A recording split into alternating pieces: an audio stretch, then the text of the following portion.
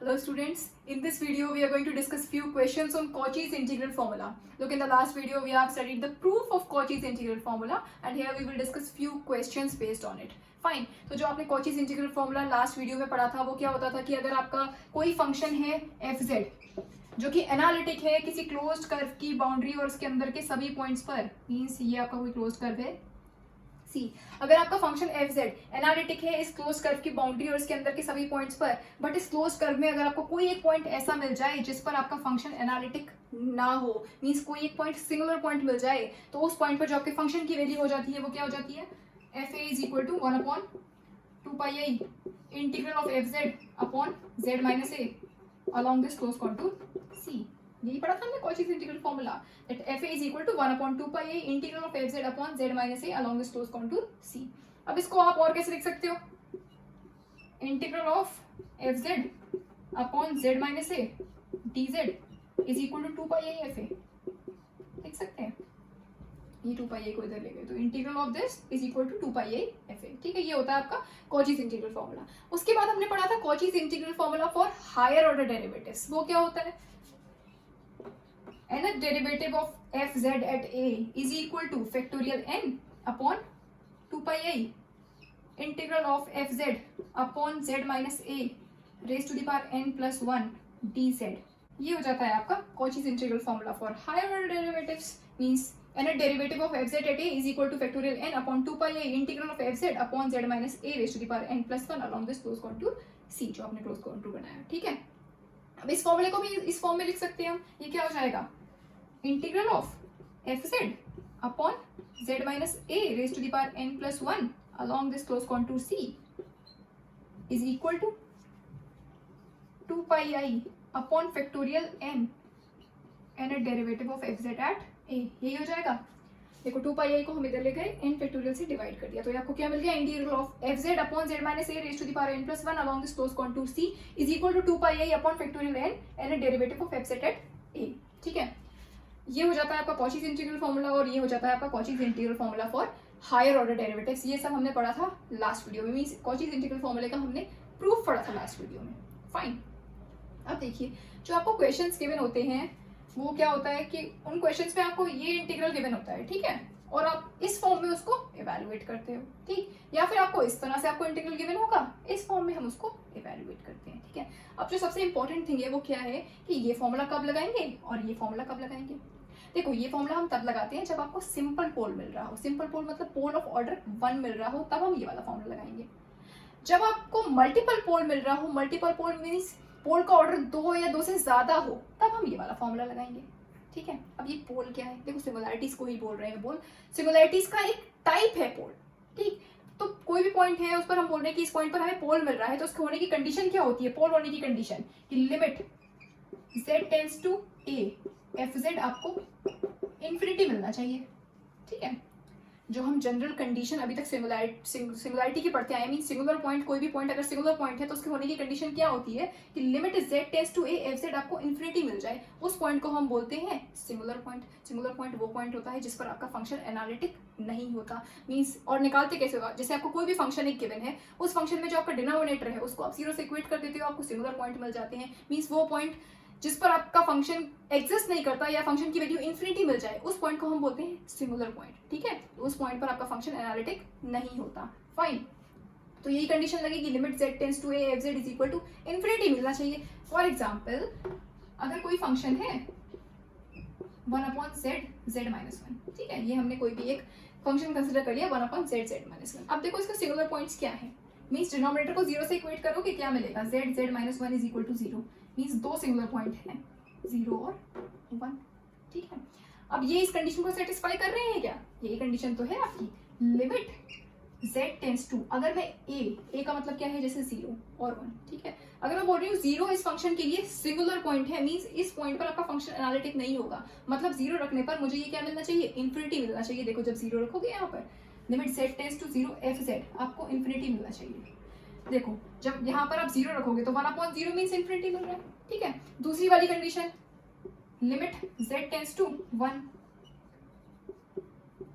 Is equal to infinity मिलना चाहिए। जो आपका दूसरा वाला जो आपको सिंगुलर पॉइंट है, हम बोल रहे हैं कि अगर वन भी सिंगुलर पॉइंट है तो means limit z tends to 1 F Z आपको इन्फिनिटी मिलना चाहिए, तभी तो हम बोलेंगे कि वन सिंगुलर पॉइंट है इस फंक्शन के लिए। तो देखो जब z को आप 1 रखोगे तो क्या मिलेगा, z इज इक्वल टू 1 रखोगे तो यहाँ 1 माइनस 1 मीन्स 0 और 1 अपॉन 0 मीन्स इन्फिनिटी। तो 0 रखने पर भी आपको फंक्शन इन्फिनिटी मिल रहा है और 1 रखने पर भी आपको फंक्शन इन्फिनिटी मिल रहा है। इसका मतलब ये दोनों क्या है, इस फंक्शन के लिए सिंगुलर पॉइंट्स है। इन पॉइंट्स पर आपका फंक्शन एनालिटिक नहीं होगा। ठीक है, तो ये तो हो गई आपकी सिंगुलर पॉइंट होने की कंडीशन। ठीक है, जो हम अभी तक जनरली पढ़ते आए हैं। ठीक है, अभी मैं बोल रही हूँ ये पोल है। ठीक है, मैं बोल रही हूँ कि अगर z इज इक्वल टू 0 और z इज इक्वल टू 1 ये दोनों पोल हैं, इसका मतलब क्या है, ये कंडीशन तो होगी क्योंकि पोल सिंगुलैरिटी का ही तो टाइप है।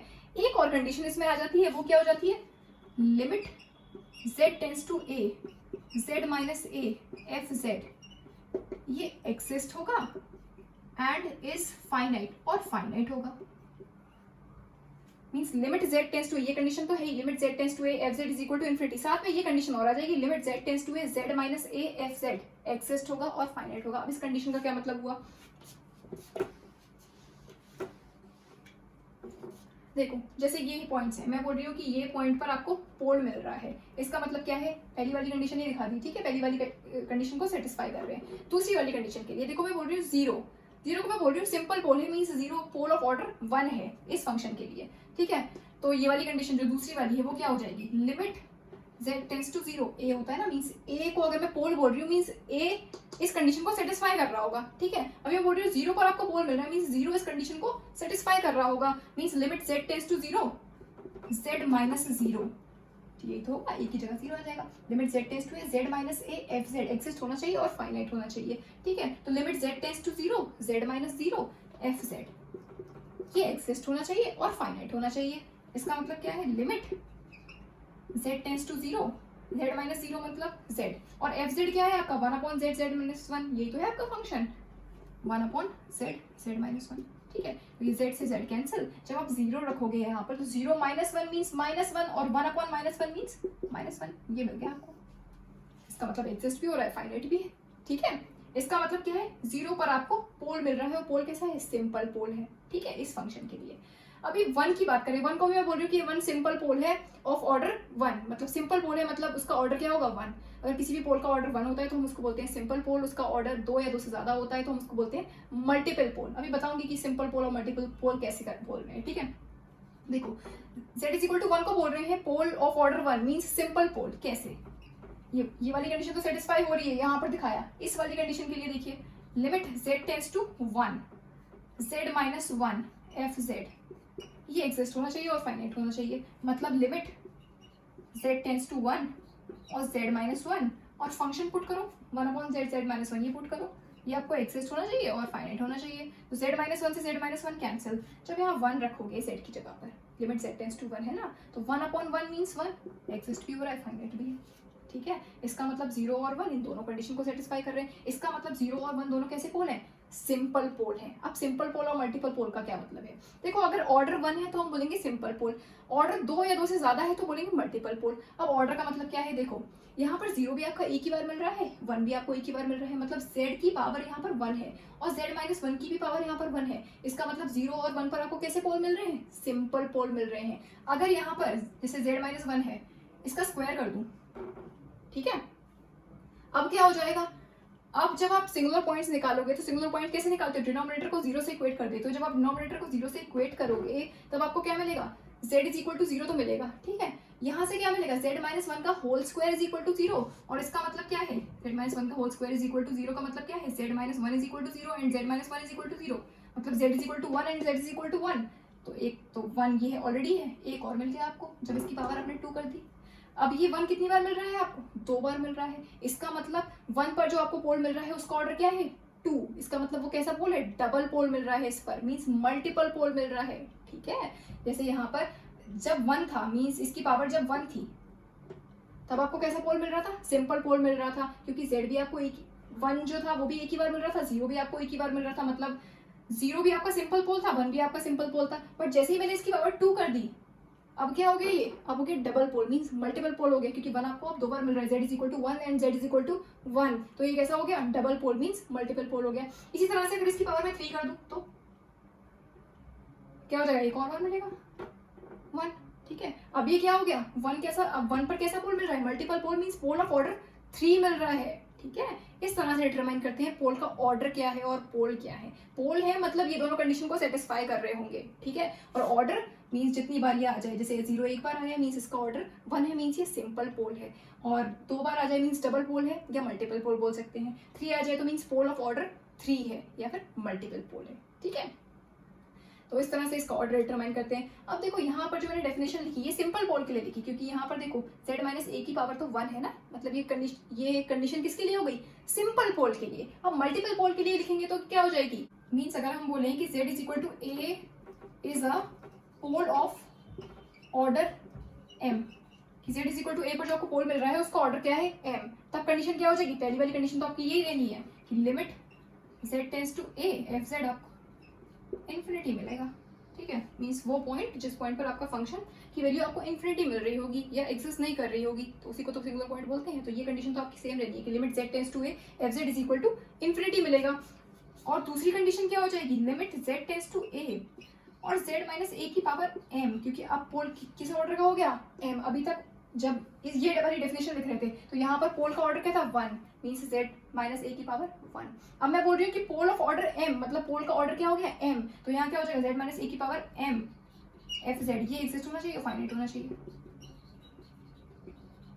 अब जो मैंने आपका फंक्शन कर दिया है वो कैसा हो गया, इसमें जो आपको 1 मिल रहा है वो कैसा है, पोल ऑफ ऑर्डर 3 है, मीन्स ये वाली कंडीशन लग जाएगी ना। लगा के देखो, देखो limit z tends to 1 z minus 1 का क्यूब, यही तो मतलब हुआ।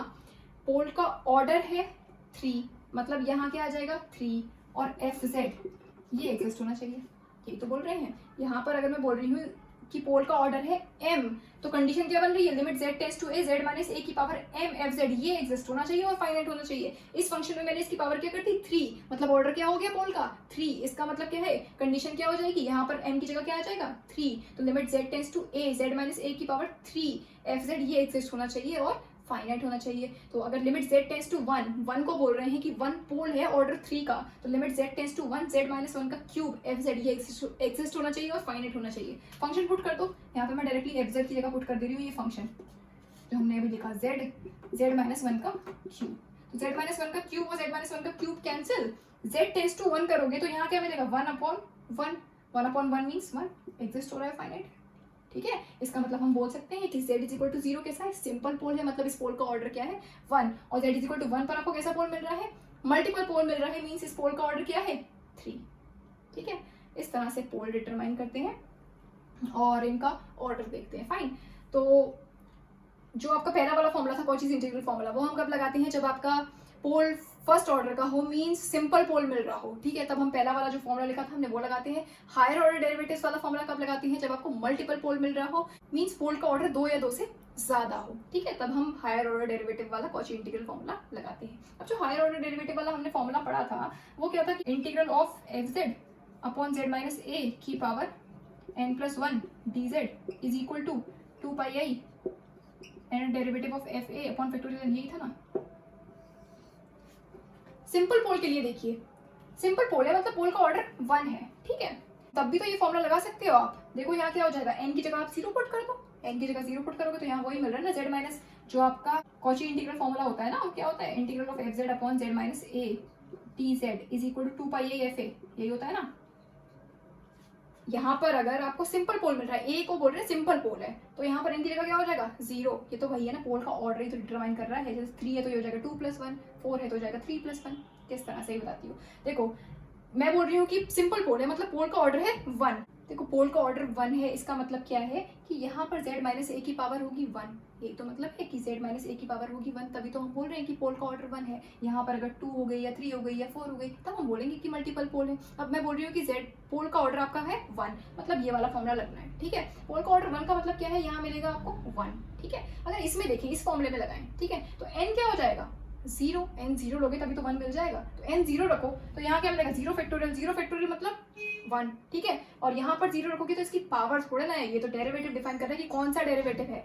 0 मतलब डेरिवेटिव नहीं है, सिर्फ एफ ए है, मीन्स फंक्शन की वैल्यू एट ए, उसका मतलब हुआ एफ ए। अगर यहाँ पर 2 है मीन्स पोल का ऑर्डर आपका 2 है, मीन्स 1+1, तो यहाँ क्या आ जाएगा n क्या हो गया 1, जब 2 बोल रही हूँ, पोल का ऑर्डर है 2, तो 1 + 1 हो जाएगा ना, ये 2 को आप लिख सकते हो 1 + 1, तो n हो गया आपका 1, मीन्स यहाँ लगाओगे 1 का मतलब 1 नहीं है, 1 का मतलब है dash, means first derivative of f a, means first derivative of F z at a, ठीक है। इसी तरह से अगर पोल सिंपल पोल है तो इसका मतलब यहाँ क्या हो जाएगा 0 + 1, मीन्स यहाँ रखोगे 0, तो 0 का मतलब ये थोड़ा ना है कि उसकी पावर 0 हो गई मीन्स ये 1 हो जाएगा, इसका मतलब ये थोड़ा ना है, इसका मतलब इसका डेरिवेटिव नहीं है, ठीक है।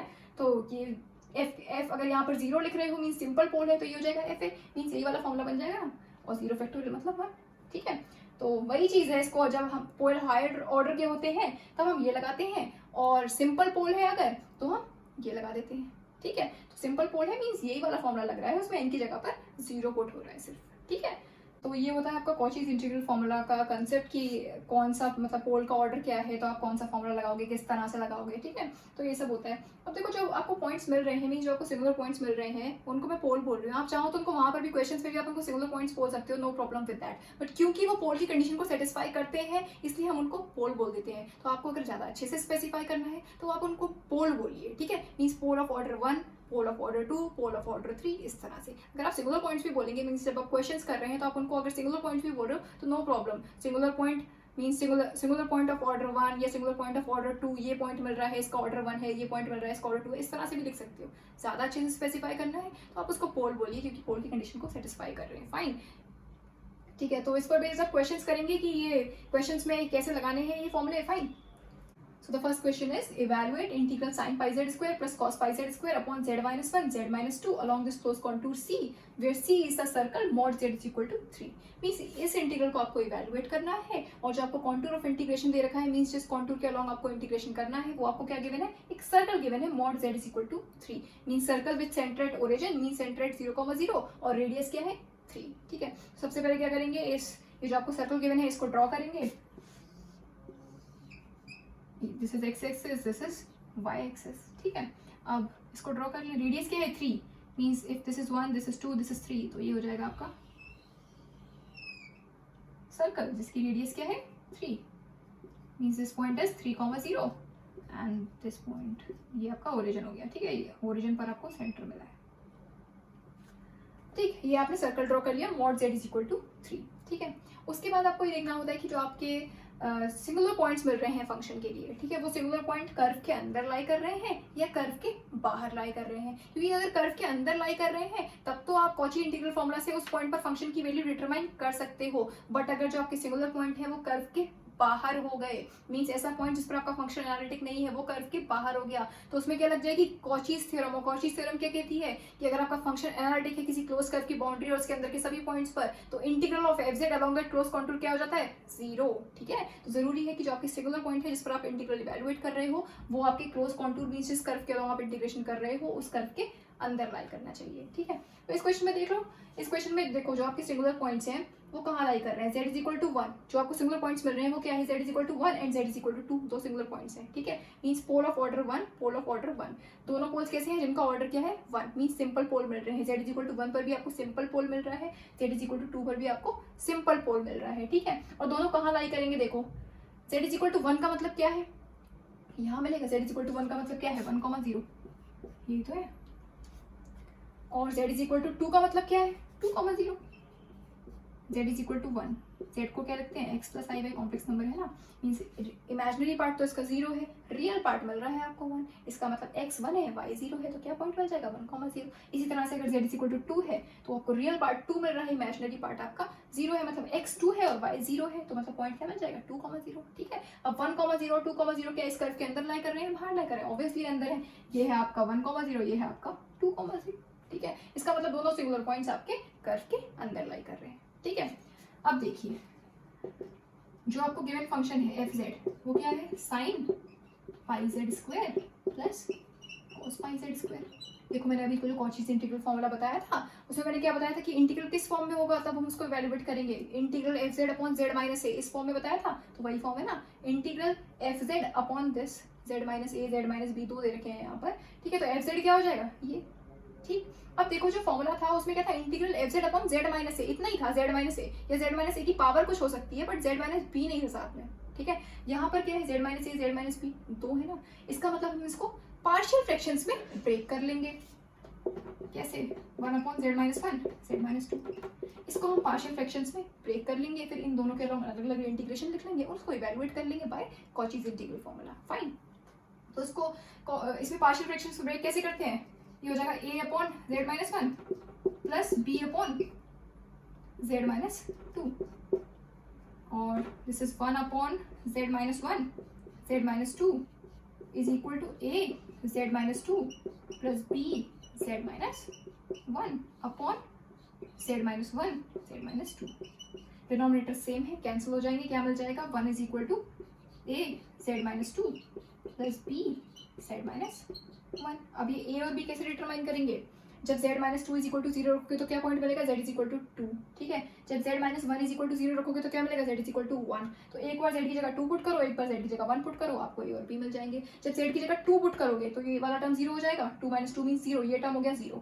यहाँ पर जब 2 पुट करोगे तो आपको b मिल जाएगा। ठीक है, उसी तरह से जब z is equal to 1 put करोगे तो ये टर्म हो जाएगा 0 और a मिल जाएगा। ठीक है,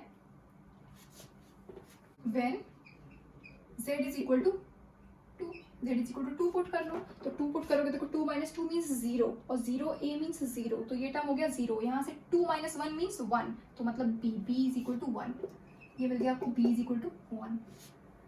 when z is equal to 1, दूसरा पॉइंट क्या मिल रहा है? z is equal to 1, 1 put करोगे तो 1 - 1 मीन्स 0 एंड 0 b मीन्स 0, तो ये टर्म हो गया 0। जब यहाँ पर 1 पुट करोगे तो 1 - 2 मीन्स -1, तो minus a is equal to 1 means a is equal to -1, तो a is equal to क्या मिल गया?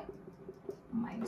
ठीक है, अब पुट कर दो इसमें, कि आपको क्या मिल गया? 1/z-1 z-2 is equal to a क्या मिला है आपको? -1 मीन्स -1/z-1, इसमें पुट कर रहे हैं ना, और b क्या मिला है? 1, तो 1/z-2।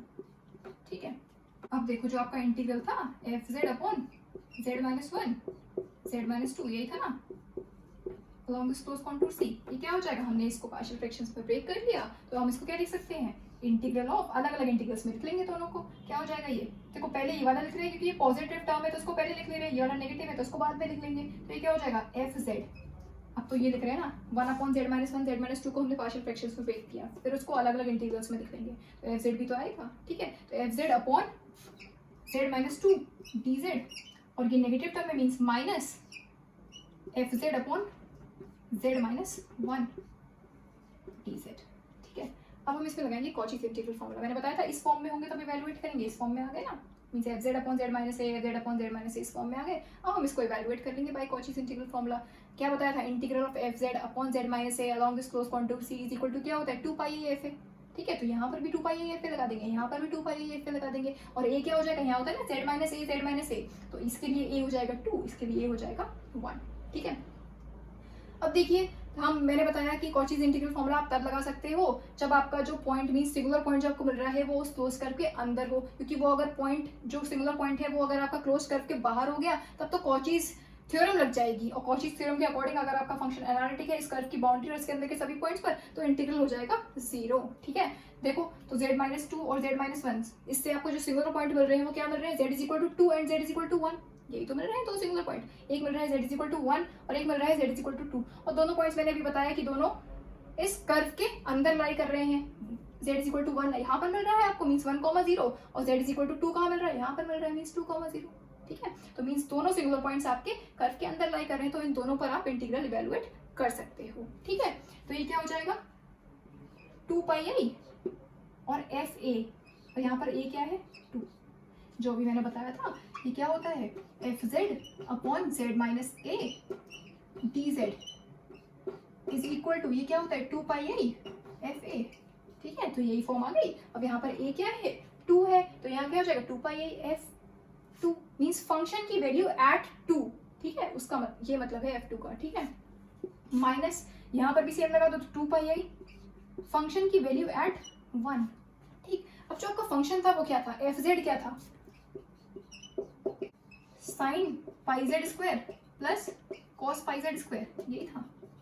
इसमें आप z की जगह पर जब आप f2 निकाल रहे हो, फंक्शन की वैल्यू एट 2 निकाल रहे हो, तो z की जगह पर 2 पुट कर दो, मीन्स sin पाई 2 का square means sin 4π plus cos 4π।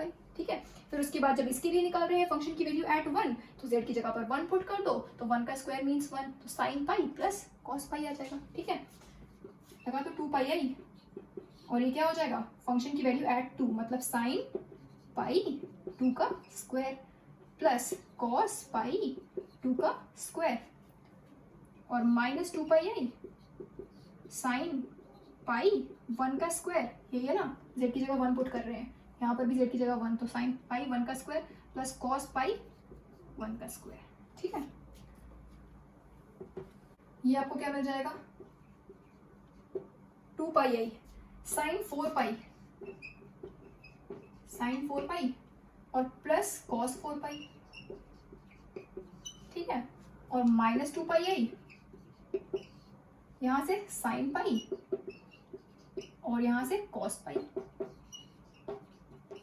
ठीक है, ये मिल गया, मीन्स 2 का स्क्वायर मीन्स 4, तो sine 4π plus cos 4π minus 2πi sine pi, मतलब 1 का स्क्वायर मीन्स 1, तो sine pi plus cos pi. अब ये वैल्यूज लगा दो, 2πi sign 4π means 0, cos 4π means 1, तो 0 प्लस 1 माइनस 2πi साइन पाई मीन्स 0 और कॉस पाई मीन्स -1, तो ये हो गया -1।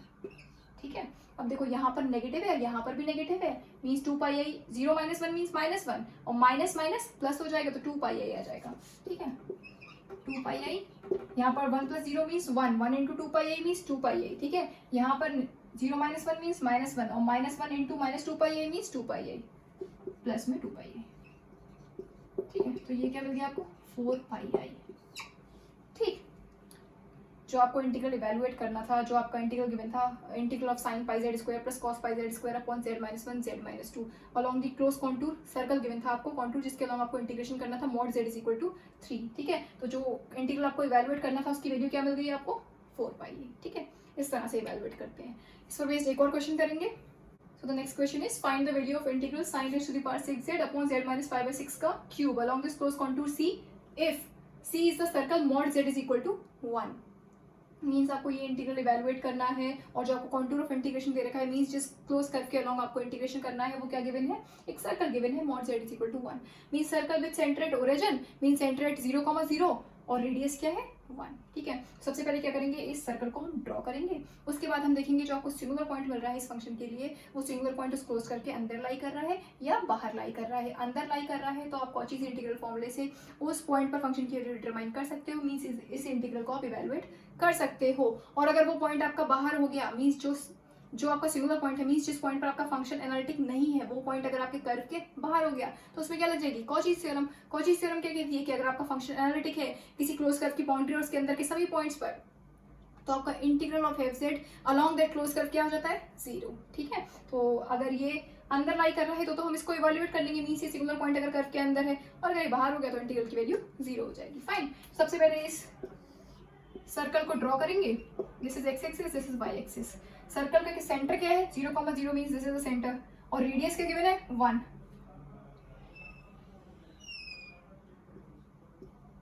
ये हो गई रेडियस 1,0। ठीक है, ये आपको सेंटर मिल रहा है 0,0 पर, ये हमने ड्रॉ कर लिया। ठीक, अब जो आपको गिवन फंक्शन है वो क्या है, गिवन एफ जेड क्या गिवन है, sine raise to the power 6z, यही गिवन है। जो आपका इंटीग्रल होता है, जो कॉची से इंटीग्रल फॉर्मूले में क्या बताया कैसा होता है, integral F Z upon Z minus a, तो एफ जेड यहाँ पर क्या है sine raise to the power 6z। ठीक है, अब देखो z इज इक्वल टू, आपको जो सिंगुलर पॉइंट मिल रहा है वो क्या मिल रहा है, z is equal to π/6 means pole मिल रहा है z इज इक्वल टू π/6 पर, और उसका ऑर्डर क्या है 3 means pole of order 3 at z is equal to π/6। π/6 पे आपको पोल कैसा मिल रहा है जिसका ऑर्डर क्या है 3 है। ठीक है, अब आपको ये देखना पड़ेगा ये जो आपका सिंगुलर पॉइंट है, मीन्स पोल क्या है, सिंगुलर पॉइंट ही तो है। ठीक है, सिंगुलर पॉइंट का टाइप है पोल। ठीक है, तो ये आपका सिंगुलर पॉइंट इस कर्व के अंदर लाई कर रहा है या बाहर लाई कर रहा है। अब देखो z इज इक्वल टू π/6 का मतलब क्या है, z इज इक्वल टू पाई क्या मतलब 3.14, पाई इज इक्वल टू 3.14 होता है, 3.14 अपॉन 6, इसका मतलब 3.14 अपॉन 6 आपको क्या मिल जाएगा 0.523 समथिंग इस तरह से मिलेगा। तो 0.5 मतलब ये कहाँ लाई करेगा, इसके अंदर लाई करेगा ऑब्वियसली। ये आपकी रेडियस क्या है 1, तो मीन 0.523 या 0.5 आपको कहाँ मिलेगा, यहाँ पर मिलेगा। ठीक है, इसका मतलब ये जो आपको सिंगुलर पॉइंट मिल रहा है वो इस कर्व के अंदर लाई कर रहा है, मतलब इसमें आप कॉची से इंटीग्रल फॉर्मूला लगा सकते हो। ठीक, अब देखिए ये डिटरमाइन करना है ना आपको, F Z upon Z minus pi by 6 का क्यूब, ठीक है। अब देखो यहाँ पर ए क्या है, ए है पाई बाय 6 और एन क्या है, जो आपका Cauchy's integral formula for higher order derivatives होता है वो क्या होता है, अभी बताया था, integral of F Z upon Z minus a की power n plus 1 is equal to, ये क्या हो जाता है 2 pi i upon factorial n n derivative of F z at a, यही होता है। तो यहाँ पर होता है एन प्लस 1, यहाँ पर क्या है 3 है, 3 को हम कैसे लिख सकते हैं 2 प्लस 1, तो एन क्या हो जाएगा 2, ठीक है। तो एन हो गया आपका 2, ठीक। अब इसमें आप ये फॉर्मूला लगा सकते हो। अब क्या बन गया, वही बन गया f Z upon Z minus a क्या है आपका, ए पाई बाई 6 है और एन क्या हो गया 2 मीन्स 2 प्लस 1। अब हम इसमें लगा देंगे तो ये क्या बन जाएगा 2 पाई आई अपॉन फैक्टोरियल 2 और second derivative of F z at a, ठीक है। तो ये क्या हो जाएगा 2 पाई आई अपॉन फैक्टोरियल 2, क्योंकि एन आपका क्या है 2, 2 प्लस 1 मीन्स 3, तो एन क्या हो गया 2, तो 2 पाई आई अपॉन फैक्टोरियल 2 और सेकेंड डेरिवेटिव, यहाँ पर अगर 2 पुट करो तो इसका मतलब ये नहीं कि स्क्वायर हो रहा है, ये इसका मतलब है कि कौन सा डेरिवेटिव है, मीन्स यहाँ 2 है तो मीन्स सेकंड डेरिवेटिव, 1 होता तो फर्स्ट डेरिवेटिव, तो 2 है means f double dash a means f double dash z means f z का second derivative at a, fine. और इसको क्या लिख सकते हैं, देखो ये 2 फैक्टोरियल मीन्स 2 और 2 से 2 कैंसिल हो जाएगा, तो ये क्या मिल जाएगा पाई आई और एफ डबल डैश ए क्या है पाई बाई 6, ठीक है। तो क्या करेंगे, पहले हम जो एफ जेड है उसका सेकंड डेरिवेटिव निकालेंगे, उसके बाद उसमें जेड की जगह पर पाई बाई 6 पुट कर देंगे, तो क्या हो जाएगा second derivative of F z at pi by 6, ठीक है। तो निकाल लेते हैं। जो आपको एफ जेड गिवन है वो क्या गिवन है, sine raise to the power 6 z, ये गिवन है ना। एफ डैश जेड निकाल लो, क्या हो जाएगा 6 साइन की पावर 5 जेड और साइन जेड का फिर से करोगे तो कॉस जेड, फिर एफ डबल डैश जेड निकाल लो तो ये क्या मिल जाएगा, देखो इसका करोगे फर्स्ट टर्म का तो क्या मिलेगा, पहले फर्स्ट टर्म का करो, सेकंड टर्म को एज इट इज रखो, फिर फर्स्ट टर्म को एज इट इज रखेंगे और सेकंड टर्म का कर लेंगे। तो फर्स्ट टर्म का करोगे तो क्या मिलेगा 6 5 30 साइन की पावर 4 जेड और साइन जेड का फिर से करोगे तो कॉस जेड और कॉस जेड ऑलरेडी है तो क्या हो जाएगा कॉस स्क्वायर जेड, ठीक है। प्लस फर्स्ट टर्म को ऐसे ही रखो 6 साइन की पावर 5 जेड है, ठीक है। सेकंड टर्म का करेंगे कॉस जेड का क्या हो जाएगा माइनस साइन जेड, तो यहाँ क्या आ जाएगा माइनस, ठीक है। और साइन जेड है तो मीन्स यहाँ पर साइन की पावर 5 है तो क्या हो जाएगी 6 जेड, मीन्स फर्स्ट टर्म को एज इट इज रखा, कॉस जेड का कर रहे हैं तो क्या मिल रहा है माइनस साइन जेड, तो आ गया माइनस और यहाँ पर इसकी पावर 5 थी तो क्या हो जाएगी, क्योंकि कॉस जेड का माइनस साइन जेड मिल रहा है तो माइनस ये और साइन की पावर क्या हो जाएगी 6 जेड, फाइन। तो ये मिल गया आपको एफ डबल डैश जेड। अब क्या करना है आपको, एफ डबल डैश जेड की वैल्यू एट पाई बाई 6 निकालनी है, तो जेड की जगह पर पाई बाई 6 पुट कर दो, तो ये क्या हो जाएगा 30 साइन की power 4 pi by 6 cos square pi by 6 minus 6 sine की पावर 6 पाई बाई 6, ठीक है।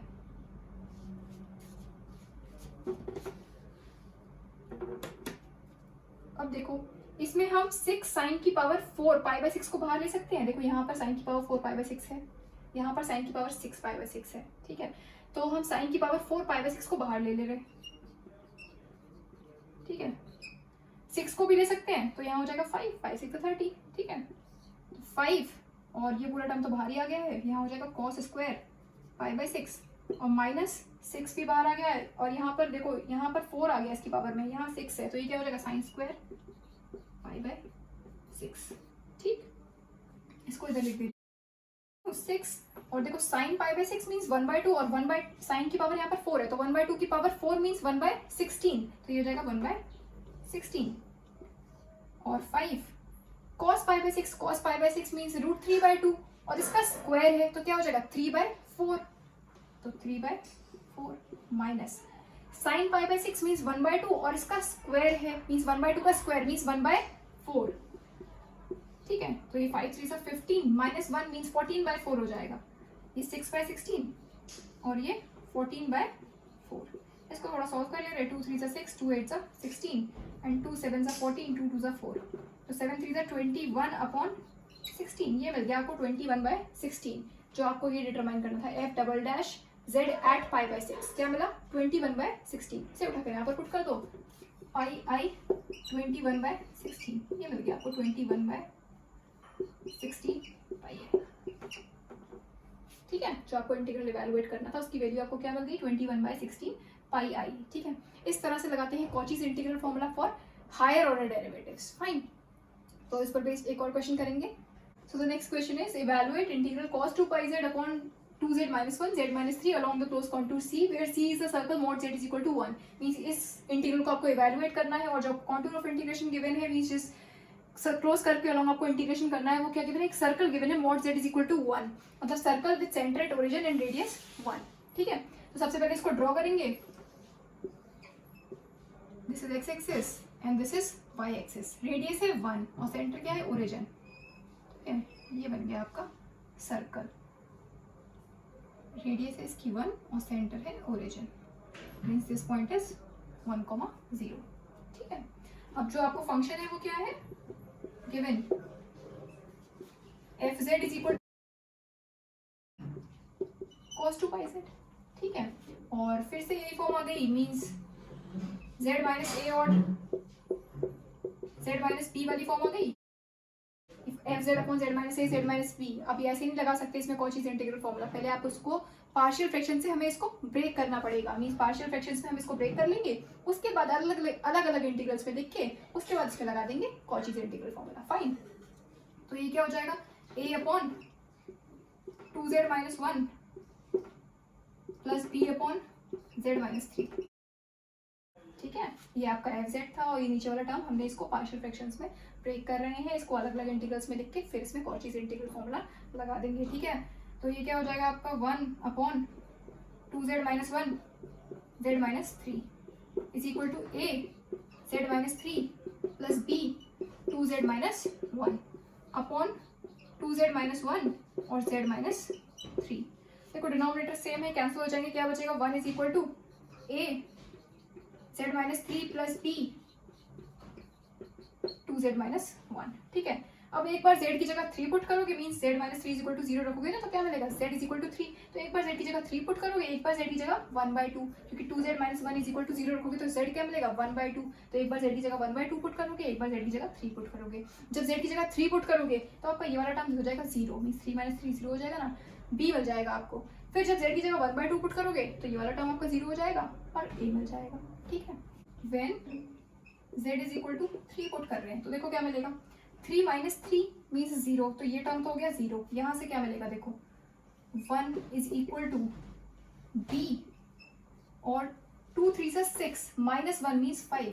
ठीक है, मतलब 5b इज इक्वल टू 1, मतलब b क्या मिल रहा है आपको 1/5। ठीक है, b मिल गया आपको 1/5।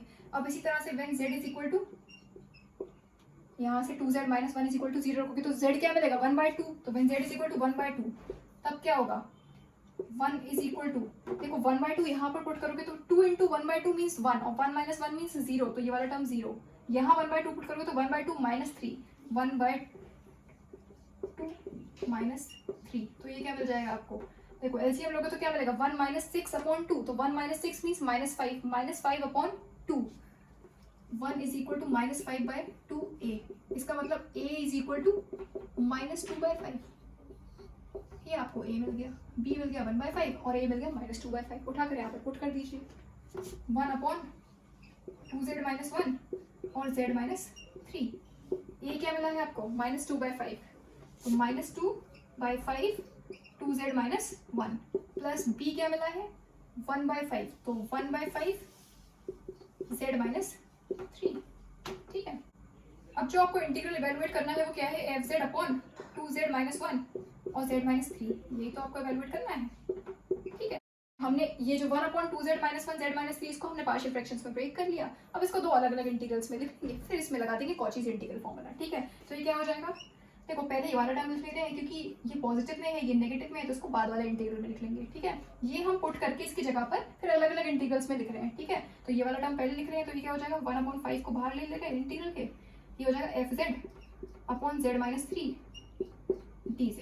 ठीक है, दूसरा वाला माइनस 2/5 और integral fz upon 2z minus 1।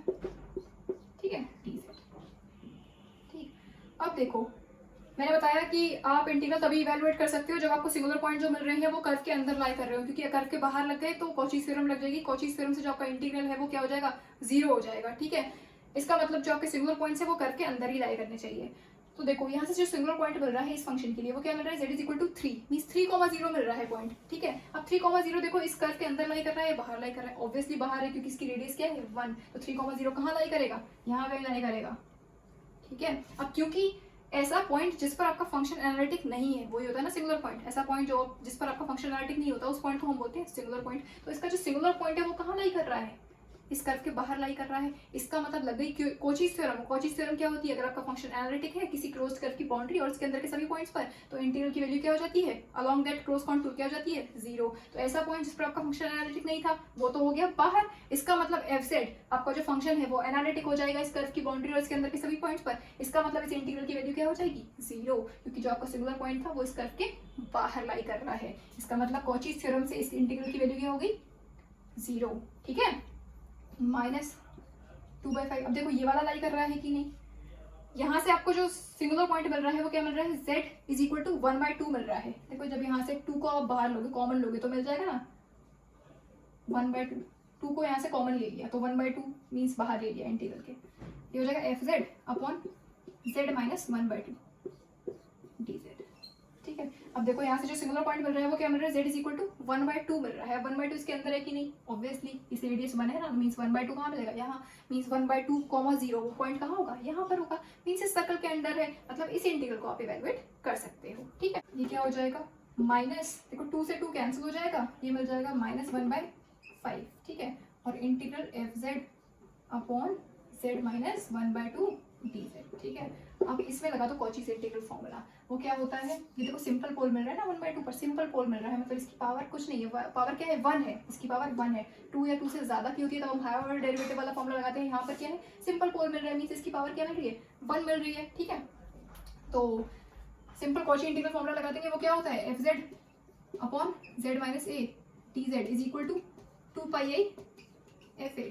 तो यहाँ पर a क्या है 1/2, तो ये क्या हो जाएगा -1/5, ये वाला तो ये टर्म है। इस इंटीग्रल की वैल्यू क्या हो जाएगी 2πi और a की जगह 1/2, तो 2πi और फंक्शन की वैल्यू एट π/2। ठीक, तो -1/5 2πi और फंक्शन क्या था आपका f(z) क्या गिवन था, cos 2πz। इसमें z की जगह पर 1/2 पुट कर दो, तो मीन्स cos 2 और z की जगह 1/2। ठीक है, देखो ये क्या मिल रहा है -1/5 और 2πi, और ये देखो 2 से 2 कैंसिल हो जाएगा तो cos पाई, और cos पाई क्या होता है -1, तो ये मिल गया -1। इसका मतलब माइनस माइनस पॉजिटिव 2πi/5। देखो ये मिल गई आपको इंटीग्रल की वैल्यू जो आपको इवैल्यूएट करना, जो आपको इंटीग्रल की वैल्यू था जिसकी वैल्यू आपको इवैल्यूएट करनी थी वो आपको क्या मिल गया 2πi/5। ठीक है, तो इस पर भी एक और क्वेश्चन करेंगे। So the next question is evaluate integral z minus 1 upon z plus 1 का whole square z minus 2 along this closed contour C where जो आपका contour of integration है मीन्स जिस क्लोज करके along आपको इंटीग्रेशन करना है वो आपको एक सर्कल गिवन है जिसकी इक्वेशन है mod of z minus i is equal to 2। ये कैसा सर्कल है, मीन्स इस सर्कल का सेंटर क्या है 0,1 और रेडियस क्या है 2। कैसे, देखो अगर आपको कोई सर्कल की इक्वेशन इस तरह से गिवन है z minus a plus ib is equal to r, तो इसका मतलब क्या है, इसका सेंटर क्या है a, b और रेडियस है r। या फिर अगर इस तरह से गिवन हो z minus a is equal to r, इसका मतलब इस सर्कल का सेंटर क्या है a, 0 और रेडियस क्या है r। या फिर इस तरह से गिवन हो z minus ib is equal to r, इसका मतलब ये कैसी सर्कल की इक्वेशन है, मींस इस सर्कल का जो सेंटर है वो क्या है 0, b और रेडियस है r। ठीक है, तो जो आपको ये वाली इक्वेशन जो आपको क्वेश्चन में गिवन है वो क्या गिवन है mod of z minus i is equal to 2 given है, मींस इस तरह की आपको गिवन है इक्वेशन। ठीक है, तो सेंटर क्या हो जाएगा, यहाँ क्या हो जाता है 0, b, यहाँ पर i के साथ क्या है 1 है, तो मीन सेंटर क्या हो जाएगा 0,1 और रेडियस क्या हो जाएगी 2। ठीक है, अब देखिए इस सर्कल को हम ड्रॉ करेंगे, उसके बाद हम देखेंगे जो आपको फंक्शंस के सिंगुलर पॉइंट्स मिल रहे हैं वो सिंगुलर पॉइंट उस सर्कल के अंदर लाई कर रहे हैं या उसके बाहर लाई कर रहे हैं। सबसे पहले इसको ड्रॉ कर लेते हैं, this is x axis, this is y axis. जो आपका सर्कल है उसका सेंटर क्या है 0,1 मीन्स यहाँ मिलेगा आपको। ठीक है, और रेडियस क्या है 2 मीन्स ये हो जाएगा 1, ये 2। ठीक है, ये बन गया आपका सर्कल, इसकी रेडियस है 2। ठीक, ये हमने सर्कल ड्रॉ कर लिया। अब देखिए सबसे पहले इसके पोल्स डिटरमाइन करेंगे। पोल्स क्या मिल रहे हैं? पोल्स आर गिवन बाय, कैसे निकालते हैं? डिनोमिनेटर को आप 0 से इक्वेट कर दो, मीन्स z+1 का square z-2 is equal to 0। तो क्या मिल जाएगा? z इज इक्वल टू -1 और 2। z+1 का whole square is equal to 0 मतलब z+1 is equal to 0 and z+1 is equal to 0 मतलब z is equal to -1 and z is equal to -1 यहाँ से मिल गया, ठीक है। और यहाँ z-2 इज इक्वल टू 0 मतलब z इज इक्वल टू 2, ठीक है। तो -1 पर आपको कैसा पोल मिल रहा है? डबल पोल मिल रहा है, और 2 पर सिंपल पोल मिल रहा है। इसका मतलब double pole at z is equal to -1 and simple pole at z is equal to 2, ठीक है। अब आपको ये देखना पड़ेगा कि ये जो पोल्स हैं वो इस कर्व के अंदर लाई कर रहे हैं या बाहर लाई कर रहे हैं, क्योंकि अंदर लाई कर रहे हैं तो आप उसके अलोंग इंटीग्रल इवैल्यूएट कर सकते हो, बट अगर बाहर हो गए तो वो पॉइंट जिस पॉइंट पर आपका फंक्शन एनालिटिक नहीं है वो आप कर्व के अगर बाहर हो जाएगा तो आपका फंक्शन एनालिटिक हो जाएगा ना उस कर्व की बाउंड्री और उसके सभी पॉइंट्स पर, तो कॉची थ्योरम से उस इंटीग्रल की वैल्यू 0 हो जाएगी, ठीक है।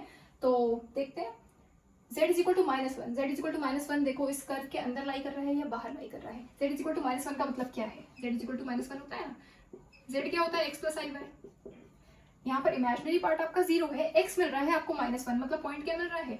1, -1, 0 ये मिल रहा है ना। x है आपका -1 और y क्या है? 0 मतलब -1, 0। अब -1, 0 क्या इस कर्व के मीन्स इस सर्कल के अंदर लाई करेगा या नहीं करेगा? यहाँ मिल जाएगा आपको, यहाँ कहीं मिल रहा होगा आपको ये पॉइंट -1, 0 मीन्स x है आपका -1 और y क्या है? 0 मीन्स यहाँ कहीं मिल जाएगा, ठीक है। तो मतलब ये जो आपको पोल मिल रहा है, डबल पोल जो मिल रहा है आपको z इज इक्वल टू -1 पर, ये सिंगुलर पॉइंट आपका मीन्स ये पोल आपका इस कर्व के अंदर लाई कर रहा है, तो मीन्स इसके अलोंग आप इंटीग्रल इवैल्यूएट कर सकते हो by Cauchy's integral formula. z is equal to 2, ये देखो आपके कर्व के अंदर लाई कर रहा है या नहीं लाई कर रहा है? z इज इक्वल टू 2 का मतलब क्या है?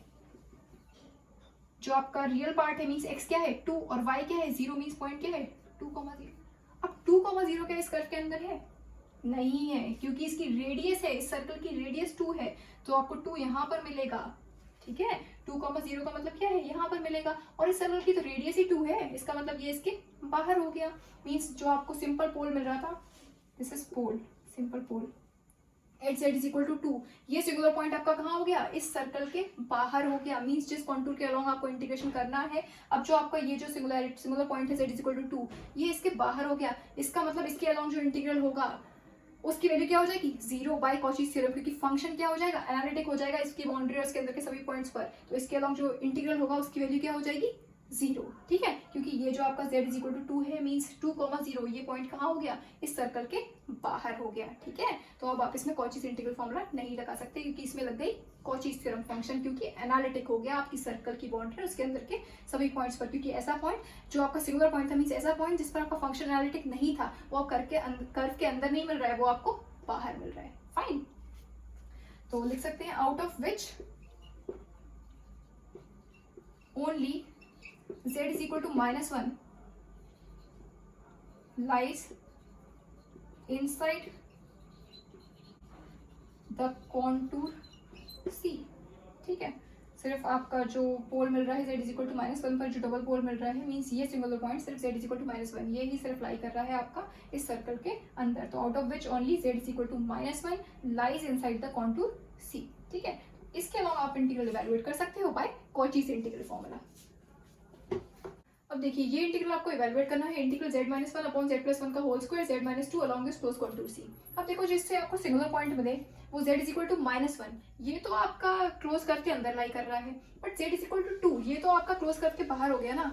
इसका मतलब ऐसा पॉइंट जिस पर आपका फंक्शन एनालिटिक नहीं है वो आपका इस क्लोज करके बाहर हो गया, मतलब z-2 के अलॉन्ग जो इंटीग्रल होगा वो क्या हो जाएगा? 0 बाय कॉचीज थ्योरम। तो देखो हम क्या करेंगे इसमें कि z-2 वाला इंटीग्रल तो 0 होना है कॉचीज थ्योरम से, क्योंकि z इज इक्वल टू 2 ये आपका क्लोज करके बाहर लाई कर रहा है, इसलिए कॉचीज थ्योरम लग रही है, क्योंकि फंक्शन एनालिटिक हो रहा है आपकी क्लोज कर्व की बाउंड्री और उसके अंदर के सभी पॉइंट्स पर, क्योंकि ऐसा पॉइंट जिस पर आपका फंक्शन एनालिटिक नहीं है वो क्लोज करके बाहर हो गया है, तो इसके अलॉन्ग इंटीग्रल तो 0 होना है। तो हम इसको फंक्शन में इंक्लूड कर दे रहे हैं, हम इसके अलॉन्ग नया इंटीग्रल लिख ही नहीं रहे हैं, हम इसको फंक्शन में इंक्लूड कर दे रहे हैं। Means z-1 upon z-2 z+1 का होल स्क्वायर, हमने इसको फंक्शन में इंक्लूड कर दिया, देख सकते हैं ना इस तरह से z-1 upon z-2 upon z+1 का होल स्क्वायर। तो अब फंक्शन क्या हो गया आपका? fz is equal to z-1 upon Z minus हो गया आपका फंक्शन। अब वही फॉर्म बन गई f Z upon Z minus a का होल स्क्वायर इस तरह से, ठीक। अब क्या लिख सकते हैं इसको, 2 पाई आई और f dash at -1 upon 1 factorial, ये हो गया। कैसे, देखो जो आपका Cauchy integral formula for higher order derivative होता है वो क्या होता है, f Z upon Z minus a की power n+1 dz is equal to 2 pi i और nth derivative of F z at a upon n factorial, यही होता है।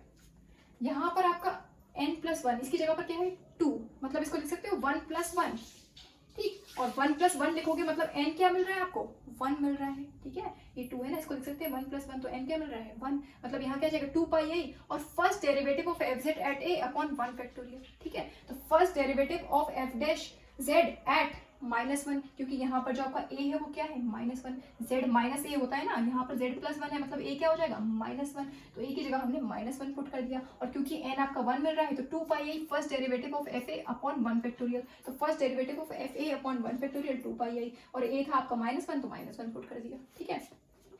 अब 2 पाई आई और 1 फैक्टोरियल मतलब 1 और एफ डैश जेड की वैल्यू एट -1, तो सबसे पहले जो आपका एफ जेड है ये है ना एफ जेड, इसको आप डिफरेंशिएट कर लो एक बार विद रिस्पेक्ट टू z, उसके बाद हम उसमें z की जगह पर -1 पुट करेंगे, यही निकाला है ना एफ डैश जेड एट -1, मतलब एक बार डिफरेंशिएट कर लीजिए इसको विद रिस्पेक्ट टू z, उसके बाद z is equal to 1 put कर देंगे तो आपको ये मिल जाएगा f dash z at -1, fine. तो उसको डिफरेंशिएट करोगे क्या मिलेगा, z-2 का होल स्क्वायर, ऊपर क्या मिलेगा z-2 और z-1 का क्या हो जाएगा 1 माइनस और z-1 और z-2 का हो जाएगा 1, ठीक है। z is equal to -1 at z is equal to -1 निकाल रहे हैं ना, ठीक है। इसको सॉल्व करने के बाद z is equal to -1 put कर देंगे तो 2 पाई आई z-2 माइनस z-1, तो देखो क्या मिलेगा z-2 और माइनस z, मतलब z और माइनस z तो कैंसिल हो जाएगा, -2 और यहाँ नेगेटिव नेगेटिव प्लस हो जाएगा तो +1, -2 +1 मतलब -1 अपॉन z-2 का स्क्वायर, ठीक है, ये मिल रहा है at z is equal to -1। अब इसमें z is equal to -1 put करके तो -1 -2 मीन्स -3 और -3 का स्क्वायर मीन्स 9, तो ये क्या हो जाएगा 2 पाई आई और -1/9, ठीक है। तो ये आपको क्या मिल गया -2 पाई आई बाय 9, ठीक है। देखो ये मिल गई आपको इंटीग्रल की वैल्यू जो आपको इवैल्यूएट करना था। इस क्वेश्चन में हमने क्या किया कि हमने जो आपको पहले तो आपको जो सर्कल गिवन था उसको हमने ड्रॉ किया, उसके बाद हमने देखा जो आपके सिंगुलर पॉइंट्स है वो कर्व के अंदर लाई कर रहे हैं या बाहर लाई कर रहे हैं। तो आपका एक सिंगुलर पॉइंट तो मीन्स अंदर लाई कर रहा था और एक आपका बाहर लाई कर रहा था, मतलब z इज इक्वल टू 2 आपका कर्व के बाहर था, ठीक है। मीन्स उसके अलॉन्ग आपका इंटीग्रेशन हो जाता 0 बाय कॉचीज थ्योरम, तो हमने उसके अलॉन्ग अलग इंटीग्रेशन नहीं लिखा, हमने उसको जिस पॉइंट पर आपका जो पॉइंट आपका कर्व के बाहर लाई कर रहा था उस पॉइंट को हमने फंक्शन में इंक्लूड कर दिया, ठीक है। उसके बाद हमने इसको इवैल्यूएट कर दिया। अब लास्ट वाला क्वेश्चन भी इसी तरह से था जिसमें आपको एक सिंगुलर पॉइंट आपका कर्व के बाहर लाई कर रहा था और एक सिंगुलर पॉइंट आपका कर्व के अंदर लाई कर रहा था। तो मैंने क्या किया था, पहले मैंने उसको पार्शियल फ्रैक्शंस में ब्रेक करके उसके बाद जो पॉइंट आपका कर्व के बाहर लाई कर रहा था, मीन्स जो सिंगुलर पॉइंट आपको कॉन्टूर ऑफ इंटीग्रेशन के बाहर मिल रहा था, उस पॉइंट के अलॉन्ग जो आपका इंटीग्रेशन था उसको मैंने 0 कर दिया था बाय कॉचीज थ्योरम, क्योंकि सिंगुलर पॉइंट जिस पॉइंट पर आपका फंक्शन एनालिटिक नहीं है वो पॉइंट आपका बाहर हो गया था, तो कॉचीज थ्योरम से फंक्शन एनालिटिक हो गया था उस कर्व की बाउंड्री और उसके अंदर के सभी पॉइंट्स पर। इसका मतलब उस सिंगुलर पॉइंट के अलॉन्ग जो आपका इंटीग्रेशन हो रहा था वो 0 हो गया था बाय कॉचीज थ्योरम, जो लास्ट क्वेश्चन में किया था। इस क्वेश्चन में हमने क्या किया कि वो सिंगुलर पॉइंट जो आपका कर्व के बाहर था मैंने उसको अलग इंटीग्रल में लिखा ही नहीं, मैंने उसको फंक्शन में इंक्लूड कर दिया, उसके बाद मैंने इसको इवैल्यूएट किया, फाइन। तो उस क्वेश्चन में भी आप ऐसा कर सकते थे कि जो पॉइंट आपका कॉन्टूर के बाहर मिल रहा था उस पॉइंट को फंक्शन में इंक्लूड कर लेते, उसके बाद उसको इवैल्यूएट कर लेते, ठीक है। तो वहां पर भी आप इस तरह से कर सकते थे, जैसा कि यहाँ पर किया कि जो आपको सिंगुलर पॉइंट आपका कर्व के बाहर लाई कर रहा था उसको मैंने फंक्शन में इंक्लूड कर दिया, बाद में हमने इसको इवैल्यूएट कर दिया। वहां पर हमने पार्शियल फ्रैक्शन में ब्रेक करके उस जो सिंगुलर पॉइंट आपका कर्व के बाहर लाई कर रहा था उसके अलॉन्ग जो इंटीग्रेशन था उसको मैंने 0 कर दिया था। तो दो मेथड से आप किसी भी मेथड से कर सकते हैं, फाइन। तो इस तरह से करते हैं कॉचीज इंटीग्रल फॉर्मूला और Cauchy's integral formula for higher order derivatives के क्वेश्चंस। तो आई होप ये सब आपको समझ में आया होगा। Thank you very much.